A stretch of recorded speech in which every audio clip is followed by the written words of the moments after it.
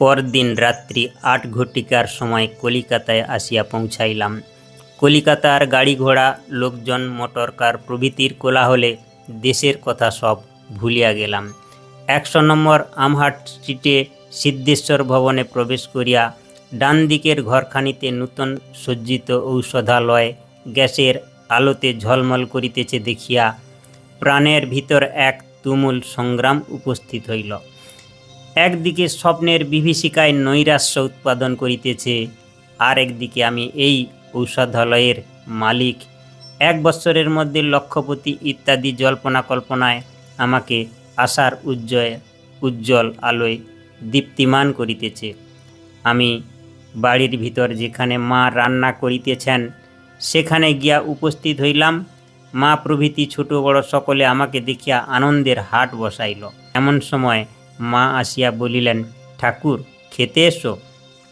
আমি হাত মুখ ধুইয়া অপর্যাপ্ত ফলাহারে তৃপ্ত হইয়া যথাসময়ে শয়নগৃহে আশ্রয় লইলাম। নিদ্রাদেবী গাঢ় আলিঙ্গনে আমায় বুকে লইলেন।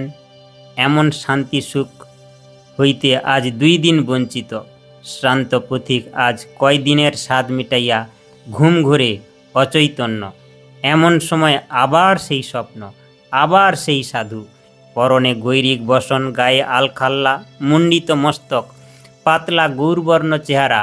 এমন মূর্তি এ জীবনে আর কোথাও দেখিয়াছি বলিয়া মনে হয় না। সাধু বলিলেন, কাল সকালে তোমায় গঙ্গা স্নানে যেতে হবে, মস্তক মুন্ডন করতে হবে। আমি শুনিয়া জ্বলিয়া উঠিলাম। বলিলাম, কি মস্তক মুন্ডন? কোন অপরাধে? সন্ন্যাসী বলিলেন, অপরাধ নয়, আদেশ। আমি বলিলাম, কার আদেশ? তিনি বলিলেন, গুরুজির। আমি বলিলাম, তোমার গুরুজিকে মস্তক মুন্ডন করতে বলগে যাও, আমি কারোরও আদেশ শুনতে বাধ্য নই। সন্ন্যাসী ঠাকুর অনেক করিয়া বুঝাইতে চেষ্টা করিল।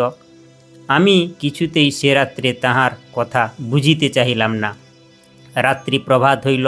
মস্তক মুন্ডন তো দূরের কথা, সেদিন গঙ্গা পর্যন্ত স্নান করিতে গেলাম না। সমস্ত দিন কি একভাবে কাটাইয়া দিলাম। কাহারও সঙ্গে তেমন হাসিয়া কথাটি পর্যন্ত কহিতে পারিলাম না। সকলে আমার ভাব দেখিয়া ভয় পাইল। ঠাকুর আবার না পাগল হইয়া যায়। সেদিন বাসন্তী সপ্তমীর রাত্রি, চৈত্র মাস। অনেক বাড়িতে মা বাসন্তী দেবী আসিয়াছেন। রাত্রিতে শুইবার পর নিদ্রা আসিবা মাত্রই সেই সাধুটি পুনরাবির্ভাব। আমি দেখিয়াই ক্রুদ্ধ হইয়া উঠিলাম। কথা কহিতেই বলিলাম, দেখো সন্ন্যাসী ঠাকুর, ফের যদি মস্তক মুন্ডনের কথা বলো, গলা ধাক্কা দিতে দিতে ঘর থেকে বের করে দেব। সন্ন্যাসী ঠাকুর চাট গেঁয়ে বাঙালের গোঁ দেখিয়া বোধহয় ভয় পাইলেন। শুষ্ক মুখে আমতা আমতা করিতে করিতে ঘর হইতে বাহির হইয়া গেলেন। আমি ঘুম ঘরে স্বস্তির নিঃশ্বাস ফেলিয়া ভাবিলাম, এ যাত্রার মতো বোধহয় ঘাট থেকে ভূত নেমে গেল। ওমা, দেখিতে দেখিতে এ আবার কে? ইনি যে দেখিতেছি স্বয়ং ঠাকুর রামকৃষ্ণ পরমহংসদেব।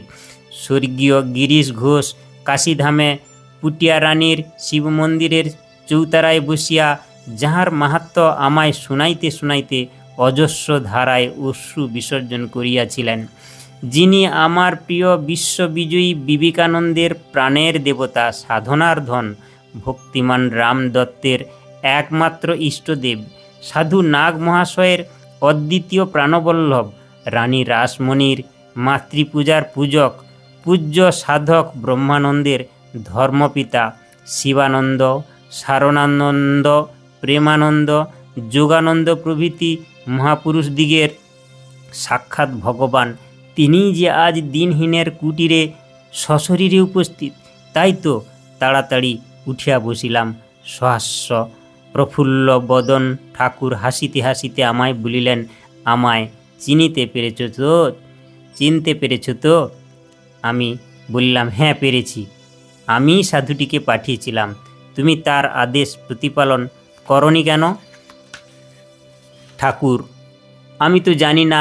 আপনার সাধুটি তো আমায় কিছুই খুলে বলেননি। আচ্ছা, আমি এখন যা বলি শুনবে তো? নিশ্চয়ই শুনব। তুমি প্রত্যুষে উঠে মস্তক মুন্ডন করে গঙ্গা স্নান করে এসো। তারপর বিশুদ্ধ আহার করে বিশুদ্ধ শয্যায় শয়ন করে থেকো, কেমন? এরকম কতদিন করতে হবে ঠাকুর? শুধু আজকের দিন, তারপর যেমন যেমন আদেশ করব সেই মতো কাজ করে যেও। আমি এখন চললুম। এই বলিয়া ঠাকুর গৃহত্যাগ করিলেন।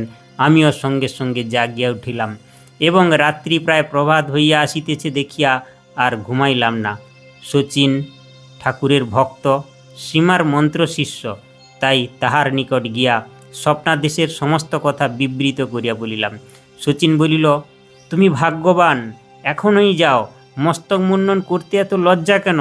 আমি ইচ্ছা অনিচ্ছার মাঝে পড়িয়া ধীরে ধীরে গঙ্গার দিকে চলিলাম। ভাবিলাম, পয়লা বৈশাখ কবিরাজ সাজিয়া বসিব, আর আজ 21শে চৈত্র। এ সকল কি ব্যাপার?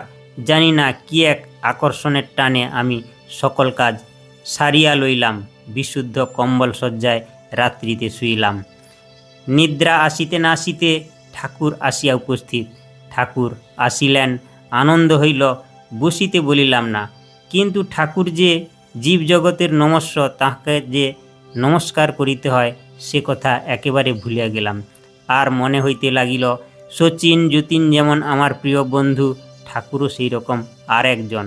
অনেক কথাবার্তার পর ঠাকুর বলিলেন, তুমি ওঠো, সময় হয়েছে।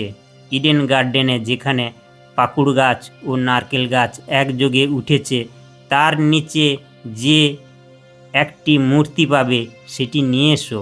3 জন ভক্তকে সঙ্গে করে নিয়ে যেও, আর তুমি মৌন অবলম্বন করে থেকো। মূর্তিখানি যতদূর সম্ভব গোপন করে রেখো। তারপর যেমন আদেশ হয় সেই মতো কাজ করো। ঠাকুর চলিয়া গেলেন। তখন 4-5 দণ্ড রাত্রি আছে। আমি ছুটিয়া শচীনের ঘরে গেলাম এবং নীরবে শচীনকে ডাকিলাম ও কাগজে লিখিয়া স্বপ্নাদেশের কথা জানাইলাম। শচীনের খুবই আনন্দ, কিন্তু ভক্ত পাবো কোথায়? কে ভক্ত তাই বা জানিবার উপায় কি ইত্যাদি চিন্তা করিয়া বলিলাম, আচ্ছা, বঙ্গবাসী কলেজের ছাত্র শচীনকে ও আমার সহপাঠী সত্যকে নিয়ে গেলে হবে কি? আমি মাথা নাড়িয়া সম্মতি জ্ঞাপন করাতে শচীন ভক্ত 2 জনকে ডাকিয়া লইয়া ইডেন গার্ডেনের দিকে অগ্রসর হইতে লাগিলাম। শচীন বলিল, ঠাকুর, তুমি অনেক গাঁজাখড়ি স্বপ্নাদেশের কথা আমায় অনেক দিন আগে বলেছ, এইবার তার পরীক্ষা হবে। আমি একটু হাসিয়া মাথা নাড়িলাম। ক্রমে লাট সাহেবের বাটির নিকট গিয়া উপস্থিত হইলে কোন দিকে প্রবেশ করিতে হইবে জিজ্ঞাসা করায় আমি মাথা নাড়িয়া বলিলাম, জানি না। অতঃপর মত হইল, লাট সাহেবের বাড়ির দক্ষিণ পশ্চিম কোণ দিয়া যে রাস্তা ইডেন গার্ডেনে প্রবেশ করিয়াছে সেই রাস্তা দিয়াই যাওয়া হইবে। কাজে তাহাই হইল। বাগানের অগ্নিকোণ দিয়া প্রবেশ করিয়া নির্দিষ্ট স্থান খুঁজিতে খুঁজিতে হাইকোর্টের সম্মুখভাগে যে রাস্তা ঝিলের উপর দিয়া একটি পুল আছে সেইখানে আসিয়া সকলে পৌঁছিলাম। আমাদের একজনের দৃষ্টি পাকুড় গাছ পড়ায় সকলেই সেই দিকে লক্ষ্য করিলাম এবং দেখিলাম এই সেই স্বপ্নাদিষ্ট পাকুড় ও নারিকেল গাছের সংযোগ স্থান। পাকুড় গাছের ভিতর দিয়া নারিকেল গাছটি উচ্চশির হইয়া দাঁড়াইয়া আছে।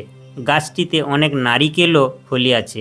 আশেপাশে আরও 8-10টি নারিকেল গাছ। স্থানটি দেখিয়া আমাদের বড় আনন্দ হইল। পুলের পূর্ব প্রান্তে যে স্থান, সেখানে গিয়া দেখিলাম বড় অপরিষ্কার।